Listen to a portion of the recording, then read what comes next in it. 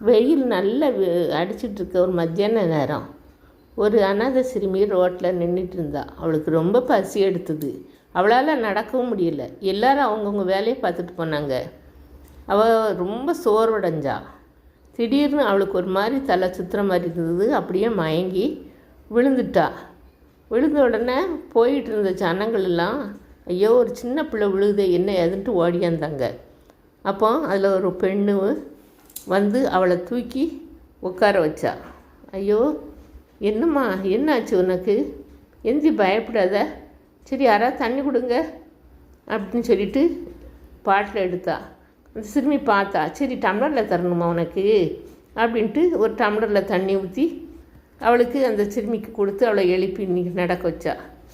சரிம்மா தண்ணி குடி, நம்ம வீட்டுக்கு போவோம் அப்படின்னா. என்னது நம்ம வீட்டுக்கு போமா அப்படின்னு சிறுமி கேட்டுட்டு கையை பிடிச்சிட்டு நடந்தா. ரொம்ப அவளுக்கு சந்தோஷமாக இருந்தது சிறுமிக்கு, பாவமாகவும் இருந்தது அவளுக்கு. வீட்டில் போன உடனே அந்த பெண்ணு அவளுக்கு குளிக்க வச்சா. முதல்ல நல்லா உடம்பை தேய்ச்சி குளிக்க வச்சுட்டு நல்லா தலையெல்லாம் பின்னி அதுக்கப்புறம் அவளுக்கு சாப்பாடெலாம் கொடுத்த உடனே தலையெல்லாம் நல்லா சீவி பின்னிட்டு, எங்கேம்மா நம்ம போகிறோம் அப்படின்னு கேட்டா.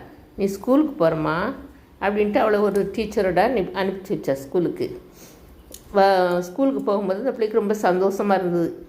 அங்கே ஆசிரியர் வந்து அந்த பிள்ளைய நல்லா வரவேற்றாங்க.